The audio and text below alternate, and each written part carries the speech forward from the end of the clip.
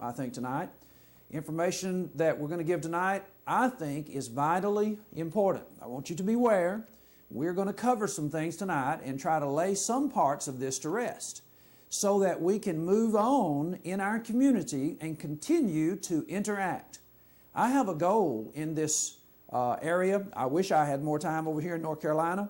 I've met with quite a few people in Eden, in the area over there. I used to actually work here in Reedsville before James Oldfield started working over here. We are working feverishly now in Danville. We've made so many contacts in Danville in the last 2 weeks that we can't air them. I don't have the air time, the physical time tonight to cover all of the new material that you haven't even seen yet, not to mention the things that are going on in Martinsville. Last night as I came off the television broadcast in Martinsville at 10 o'clock, we stood around in the studio gathering our things together, and I think I ended up leaving the studio somewhere around 11:30, something like that. I could look at my clock on my phone where I called my wife to tell her that I've been talking to a gentleman who was waiting for me when I got through with the broadcast, and he wanted me to look into some information. And we have so many contacts, friends, that we just can't get it all to you, but we need to do some public relations tonight.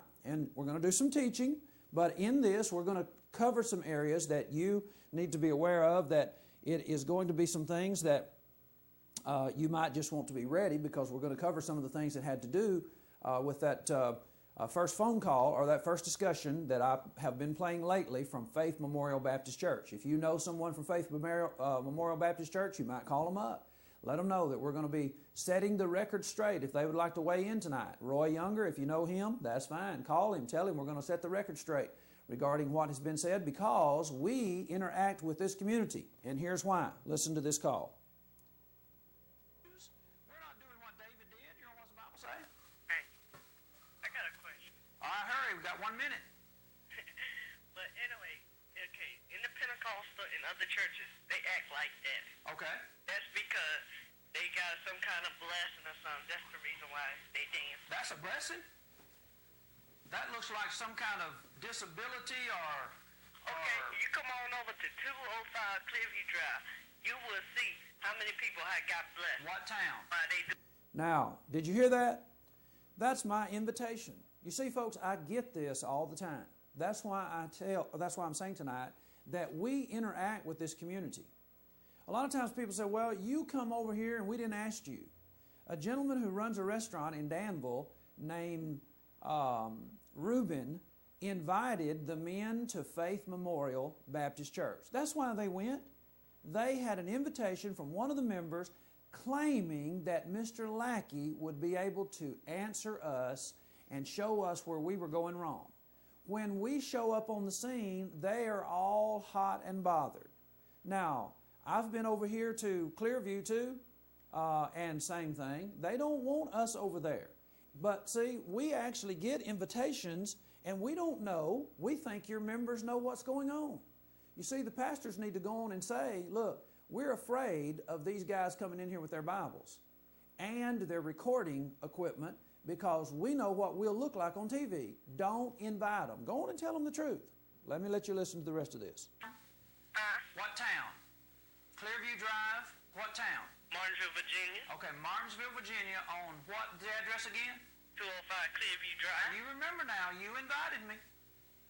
Yeah, but see, you talking about how they acting. All I want to do is... Come on over to 205 Clearview Drive. You see how we act. Okay.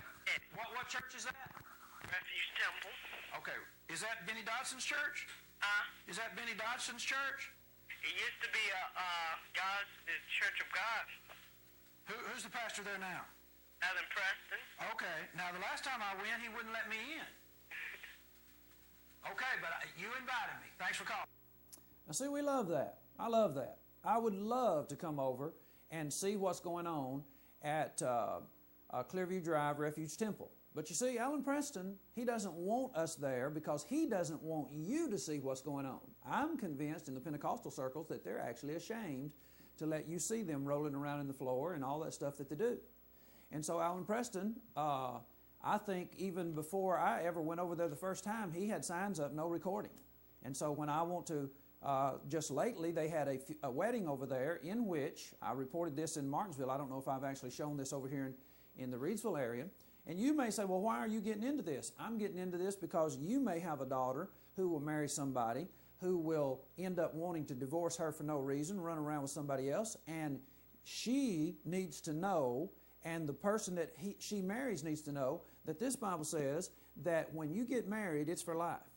Unless you catch your mate, unless your mate is unfaithful sexually. Otherwise, all this divorcing, all these people that are divorcing for no reasons are going to hell. That's what this book says. And you know it says that. And you know that our nation used to only have 9 divorces in 1,000 marriages in 1960. Now, as a result of people like Jerry Falwell, who've changed all the rules, we have 1 in 2. Every 2 marriage ends in divorce. And it used to be 9 in 1,000. Why? Because nobody won't preach. So see, what was going on at Alan Preston's church over here at Clearview Drive, Refuge Temple, is there was a gentleman in a Baptist church uptown Martinsville, and his pastor would not perform the ceremony. So he goes over to Refuge Temple, has the ceremony performed, and I wanted to make sure that I got a record of it, got the video, so that I could show this marriage taking place, so persons could say, no, it didn't. If they said, no, it didn't, I can show you on the record that it did. I also called Mr. Preston, see if he wanted to comment as to why the man's pastor wouldn't perform the ceremony, knowing that he was going to be living in adultery, and he had no comment. But you see tonight, we are interacting with this community. Now, the community doesn't necessarily like the way we interact, because this community and your community and all these communities in Danville, same way when we're interacting there, we bring our Bibles, and what we're doing is shining light from this book. And the light from this book, it's, you know, Mark Childry kind of described it one night when he was talking about me meeting with Shirley Phelps of the GodHatesFags.com. He said that when I came in the studio, it was kind of like when you show the cross or you show the holy water or whatever to a werewolf, they kind of, you know, they hiss at you or whatever. And he said that's kind of the way she was when she saw me show up. You know why? Because she can't answer what we say. All that Calvinistic doctrine that she teaches, we've already demonstrated that it's not in the Bible. And so, folks, we still are going to interact with this community, and when somebody invites us, we want to go. And the only problem that we're having is the issue that's in front of us tonight, and that is what we're going to talk about. That is, sometimes when we go somewhere, something happens where we don't get the record. And at Faith Memorial, Pastor Lackey's folks took our video camera away from my 15-year-old son and took the video out of it before returning it, which is actually a violation of the law. We were not in violation of the law being there, and they came and did this, and as a result of this, you're hearing lots of different things in the community in Danville, and you don't know what happened. And tonight, we're going to give you some information. We're going to lay some things to rest because, you know, we might get a chance to talk with these individuals again. So we're going to go over this again, and I'm not going to be playing the hard talk unless something else comes up with these individuals. And so tonight, what I want to begin with then is I'm going to begin letting you hear the actual call again and make sure that you hear it very plainly. And then we're going to discuss some things that are associated with this. So take a listen to our record of me going back to this church and discussing what about getting my video back so that we can be on the record with what happened. And you took my case. Members in the church. Do you want to pull? There wasn't 300 members in the church that night. There's a bunch of 125 of us. Hey, look, this is my property right here. And I own it. Yeah, I own it. You are the property owner. I am the property owner. I give the church an easement to use it, but I'm not giving him an easement to come on it. Well, sir, there's a proper way for you to get rid of me, and you're not doing it right now. Well, you don't want me to either. Sir, you wouldn't be the first. He just did. You wouldn't be the first. I don't want you back here. I don't want you over there either. Well, I tell you this. I want all the way around here, so. Well, sir, until you. Following it. Tell you this. I want all the way around here, so. Well, sir, until you. Following it. Until you. Following it. Until you. Following it. Until you. Following it. That's a good Christian right there. That's what I'm looking for. I appreciate that. Are you a member of this church? Yeah, I am. Did you just cuss in front of everybody? I fed your ass. I fed your ass. I fed your ass. I fed your ass. That's right. And everybody's got one. All right. And I just caught you, too. Caught him. Don't listen to him. It's the guy. Now see, they're laughing at that when I said that I actually caught the gentleman using language that isn't really becoming of a Christian, and they laughed at it because I had my wonders as to why they laughed. Now I'm beginning to wonder again after being over at Tabernacle Baptist and hearing Dr.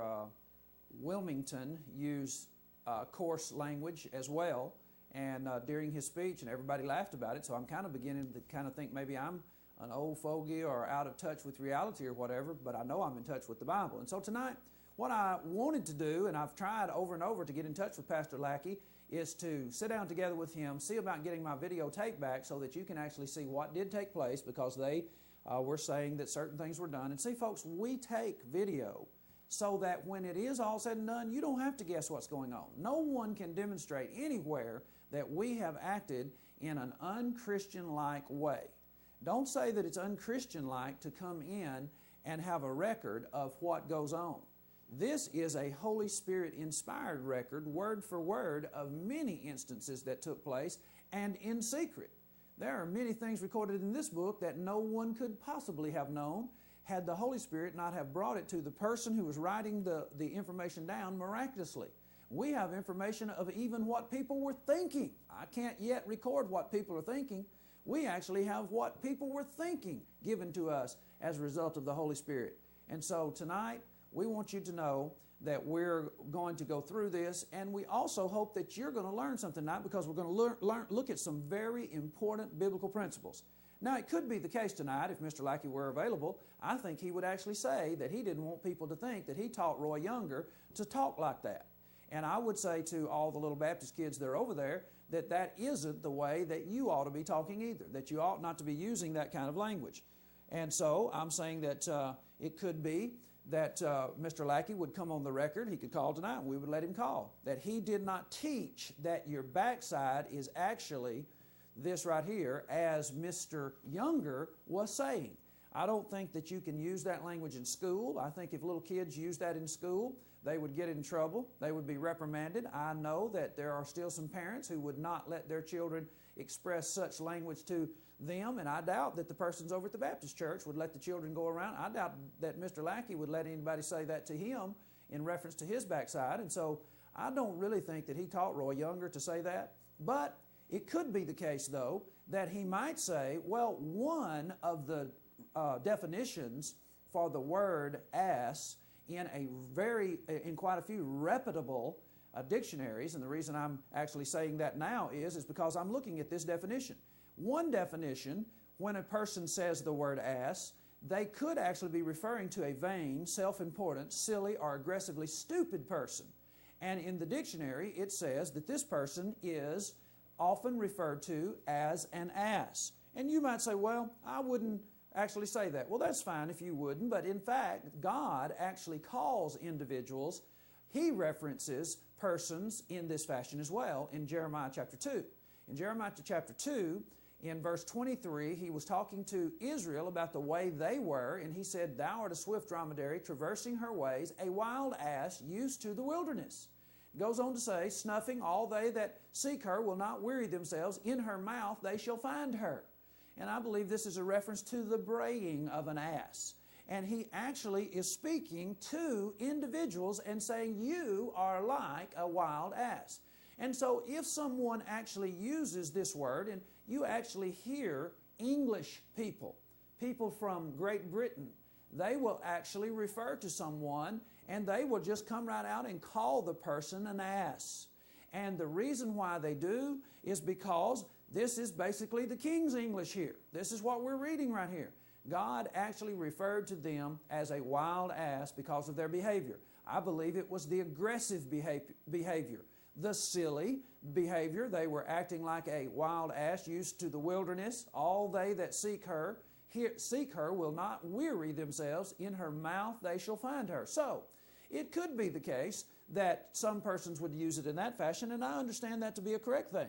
And so, I don't have a problem with that. But I do have a problem when someone is referring to the backside and using it in that way. And the dictionaries say, all of them do, that it's vulgar, it is slang, and Ephesians 4:29 says that we're not to be speaking corrupt communication. As a matter of fact, we're not to ever let it come out of our mouth. And Mr. Younger, he basically needs to apologize to everybody he comes into contact with that brings it up.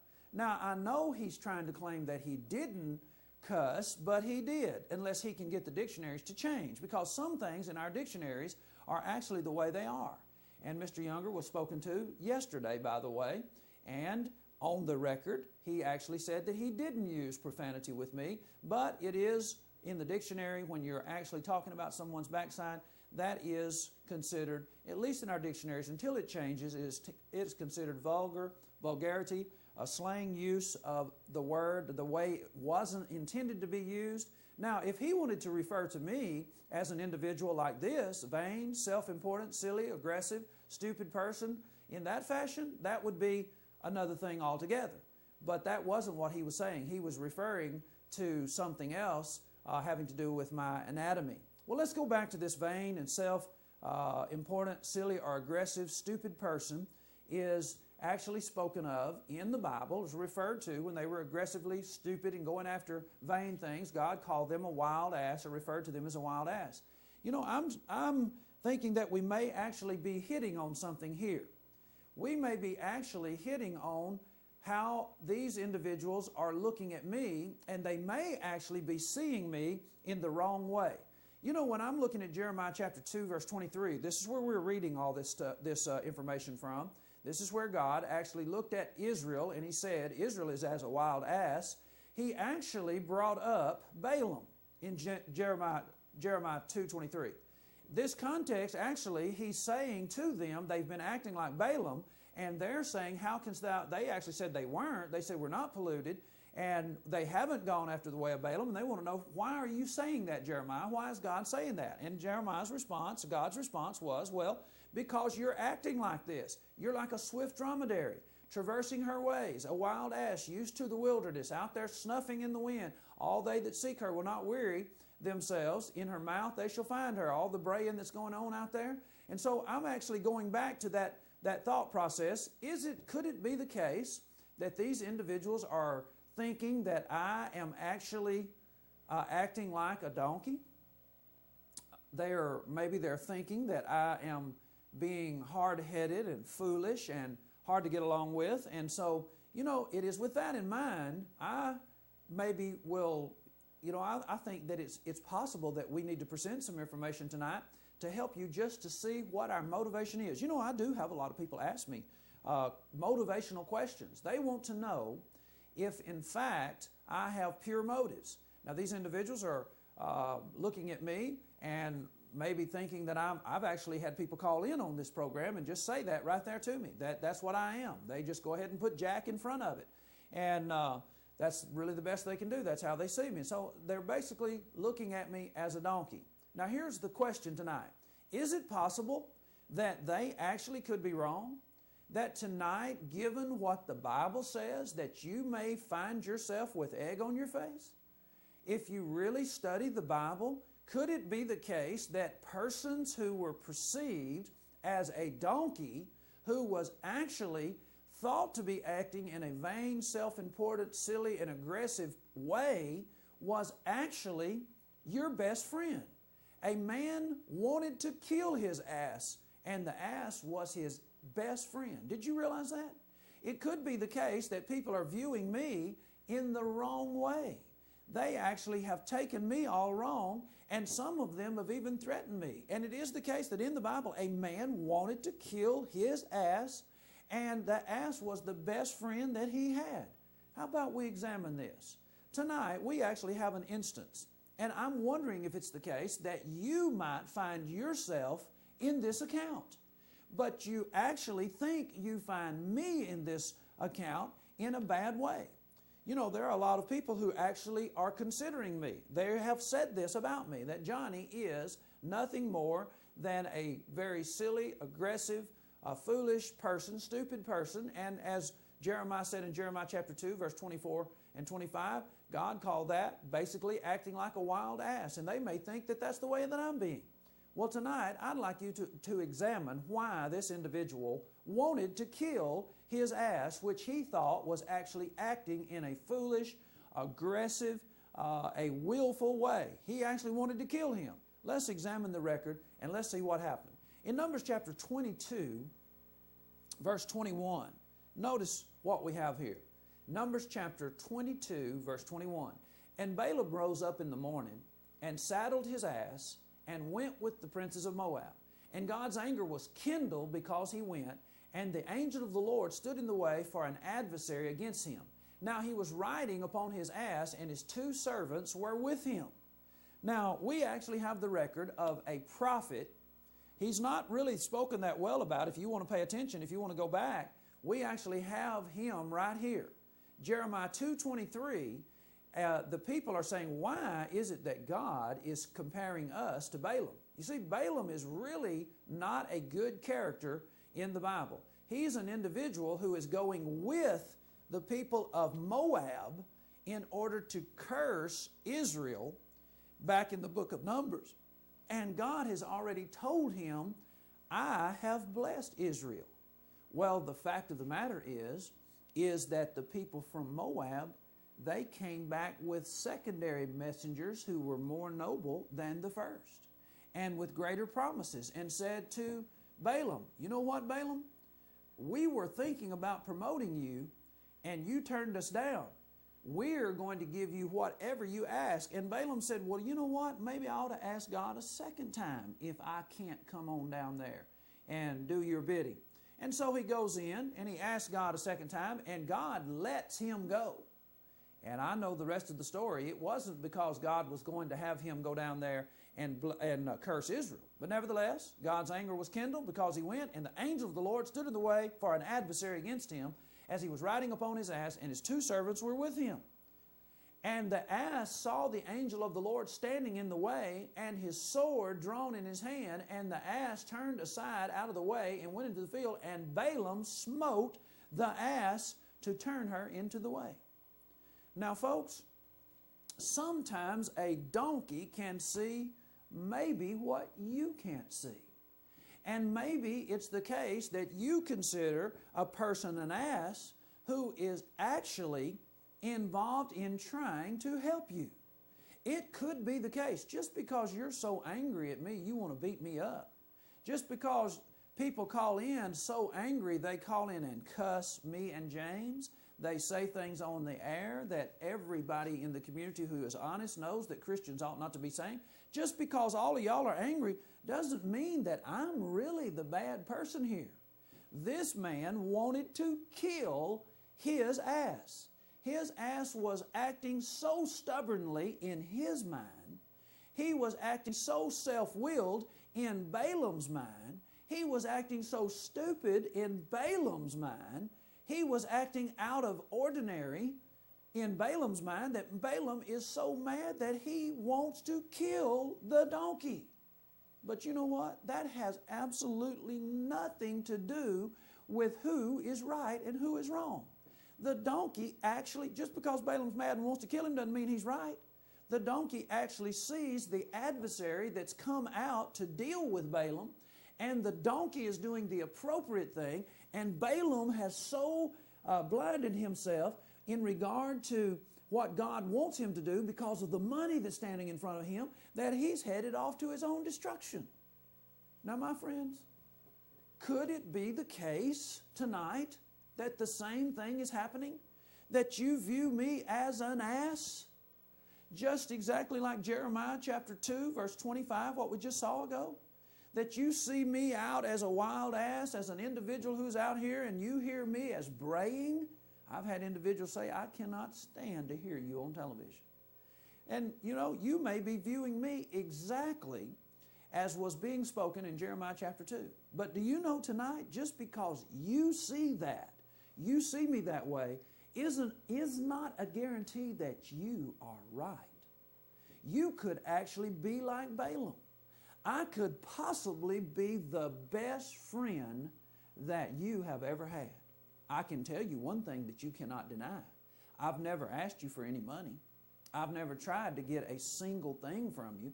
I have on all counts, everybody associated with me, we have constantly been a gift to this community in the sense of information. Everything we do is free. We give all the books, all the DVD, thousands, literally thousands of dollars worth of books and DVDs to this community. Not to mention the broadcast time that we bring into your living room. I know that there are people who watch this program who don't even like me, but they watch it for entertainment value. So in a sense, we're keeping you off some of the filth. And so that's a good thing if you're watching it for that. And you're not watching some of this other stuff where people are stripping off their clothes and getting you all hot and bothered and thinking about things that you shouldn't. You see, friends, you may need to look this thing over and think about your preacher. I know your preacher. It doesn't matter who he is. I don't have to worry about it. He's asking for money all the time. Because see, when you don't give right, when you don't follow the New Testament instructions, you're always short of money. And when your heart isn't right and you're not being restrained, and a whole lot of these preachers around here are not being restrained. You can look at them and tell they're not living a restrained life. Everything about them is excess. So when you have that kind of person up front and not following the rule book, you're always short of cash. You're always in need. Now see, on the other hand, I'm not involved in that. Here comes our friend. This is the best he can do, see. Now he's upset too.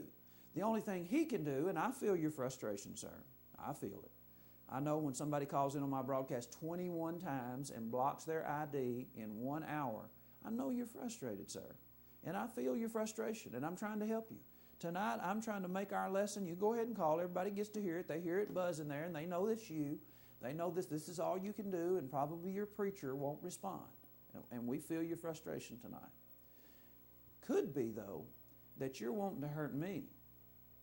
And all I'm wanting to do is give you what does the Bible say. Well, let's look a little further into what's going on. Why is it then that these people feel this way about me? Now, you know, in this account with Balaam's ass, Balaam was being run into the wall by his ass. Every time he would try to turn him and get him to go a certain direction, the ass would then run him into the wall, trying to go another direction. And we're basically saying tonight, the truth of the matter is it hurt. It hurt Balaam. And it could be the case tonight. The reason this gentleman's calling in and he's getting some of his frustration out is because he's hurting. You know, the information that we're giving is possibly hurting him. And so I realize that. And that's exactly what was going on with him as well. Notice this. In Numbers 22:28, and the Lord opened the mouth of the ass, and she said unto Balaam, What have I done unto thee that thou hast smitten me these 3 times? You know, we are very, very fortunate tonight. I'm very, very fortunate. People in the churches of Christ in this area are very, very fortunate because we have a school in which we are now training our own men to go out and promote the Word even more than we are now. In the very near future, you're going to start seeing new faces on our broadcast because we have men that are actually willing to give themselves over to the ministry. Now, right now, we actually have a training process going on. And the reason why I say I'm very fortunate is because as we were going through this in one of our studies, I'm always trying to figure out, my friends, how to get in a better relationship with you. As I say, we're going to interact with these 2 states area. You just mark it down. We are going to continue to come after you because we feel like you're lost. Isn't it the right thing to do if I think you're lost, that I ought to come after you? Well, you may not agree with the way that I'm coming after you. That happens to be something that I'll have to answer to the Lord. I believe the methodology that we're using is actually getting your attention. Now, as we were going through this, it just so happens that I have a son who's in the training program as well. Now, my friends, you might need to realize as a result of all of the bad propaganda that goes on, you might not realize I actually have more than one son. It seems when I hear Chris Knight and different ones talking about my children, they think that I only have one son that's 15. I actually have a son that's 20, and he's in the program with us. I also have a daughter, too, in just case you want to know, she's my secretary. And all of them are trying to do what God says. They're all of us on the same team trying to reach out and gather in the community. All the members of the Church of Christ, we're all family members in the kingdom of God, in the family of God. And as we were looking at this, we're always trying to figure a way not to change our methods so that you all are happy, but to make sure that we're doing the very best according to the Bible to get you into the place where you need to be. And you know, the donkey here actually is asking a good question. This ass says, "What have I done unto thee that thou hast smitten me these 3 times?" Why is it that you all are so mad?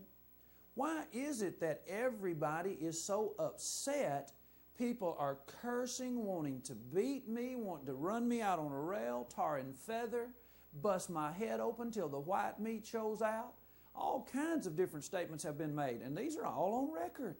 Why? You see, the donkey was saying the same thing. This ass, who was looking like, in his owner's eyes, that he was being self-willed, that he was being aggressive, that he was being disobedient, was actually trying to save his master. Why are you trying to smite me? And notice this. Balaam said unto the ass, "Because thou hast mocked me. I would there were a sword in my hand, for now I would kill thee." You know, it just dawned on me.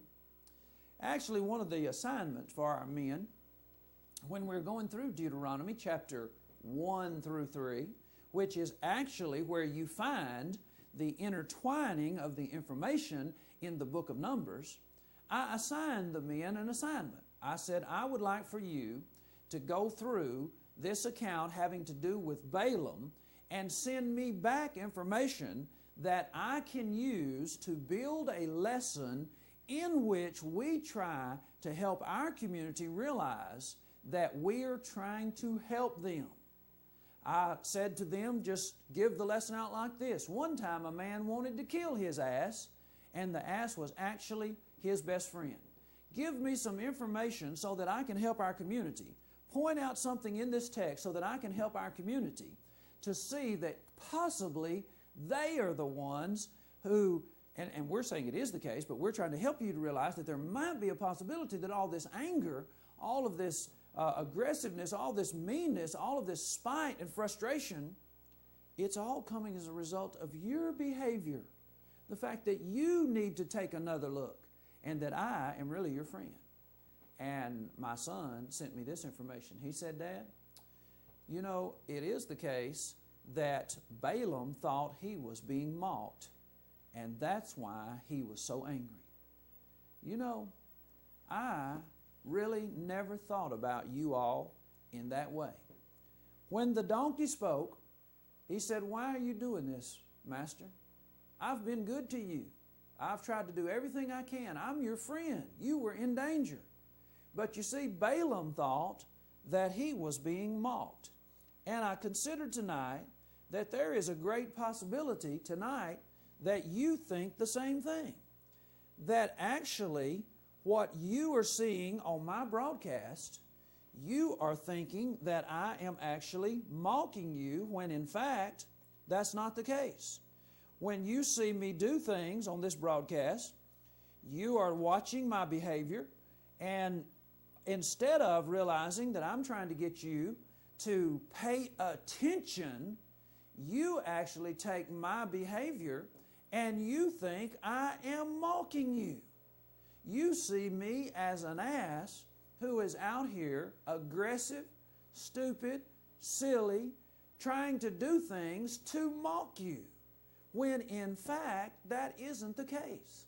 What I'm trying to do is to help you see what's going on. I'm showing you things. Sometimes it hurts. Sometimes I will show your preacher in a light that you have never seen him. Sometimes I have to show you your preacher saying things that you actually never saw him do or say before. Let me give you an instance just for a moment. As just an instance, here is something that I've shown you in the past.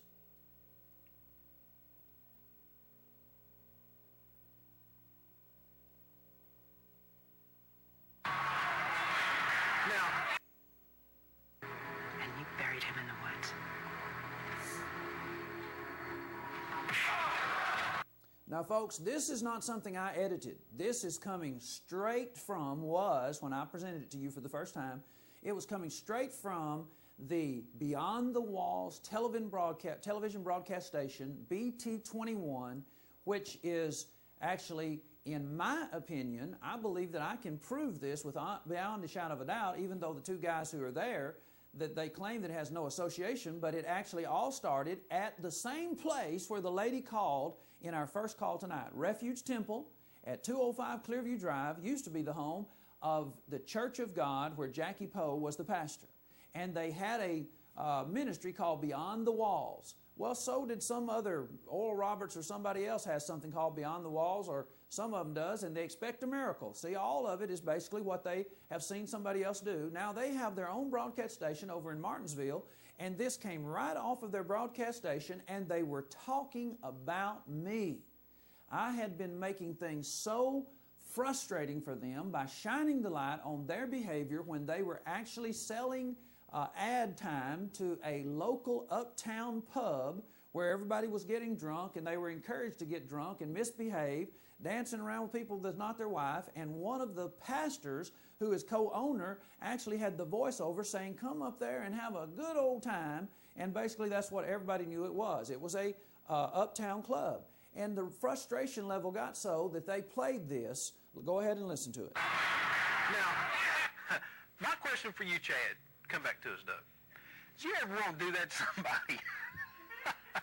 Oh, my goodness. Have you ever, you know, if anybody ever been talking to you and you just really wanted to just really whop them really good? Oh, yeah.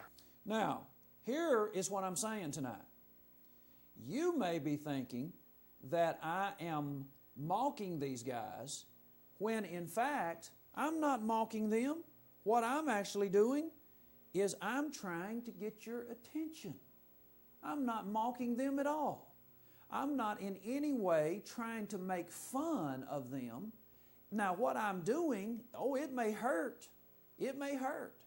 But I'm not doing it to try to mock you. I'm doing it to try to help you be able to realize that something that you're doing is actually detrimental to you, that the adversary has a hold of you. Can you imagine two guys who claim to be a Christian running an ad, a clip like that, and saying, watching a man knock a woman down, and they're laughing about it and saying, would you ever like to do that? Have you ever wanted to do that? I'm not mocking them. Listen.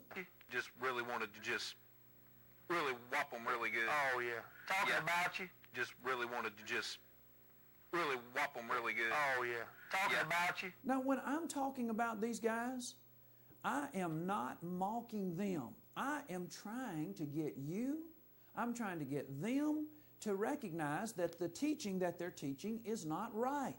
And we had people call in just over and over saying they had never heard of a so-called Christian network who was actually selling time to an alcohol establishment. That's what their function was. Their major function is an uptown club. And their behavior was unbecoming, not only to them, but to the name of Christianity in our area. And I just can't let it go. I'm not mocking them. I'm trying to get their attention to help them to realize this is not right. Really whop them really good. Oh, yeah. Talking about you. Yeah. Let's show that again, Doug, because when I watch that, I don't know. Does it relieve some stress? Yeah. Let's show that again, Doug, because when I watch that, I don't know. Does it relieve some stress? Yeah. Let's show that again, Doug, because when I watch that, I don't know. Does it relieve some stress? It's just look at her facial expression. She's like, I can't believe that happened. But when you really, I mean, this is really something that caught a lot of people off guard. Breathing and you panicked. When you look at this, You beat your son. And this time he didn't get up. this is good TV. This is good TV. This is good TV. This is good TV. Either I got to see how she recovers from this. Me and Chad was over there, and this was back a long time ago when they had the gym open in town. We was working out, and then he said something to me, you know. I said, listen, man, you know, talking about being saved. I said, listen, I know I'm saved. Because if I wasn't saved, when Johnny said something about my wife, I'd have cleaned the floor up, which would be true. So I know I'm saved. Well, I know, because if I wasn't saved, your little bet would be hurt. Because if I wasn't saved, when Johnny said something about my wife, I'd have cleaned the floor up, which would be true. So I know I'm saved. Well, I know, because if I wasn't saved, your little bet would be hurt. Now, folks, I'm not mocking him. The behavior that you're seeing from me in these clips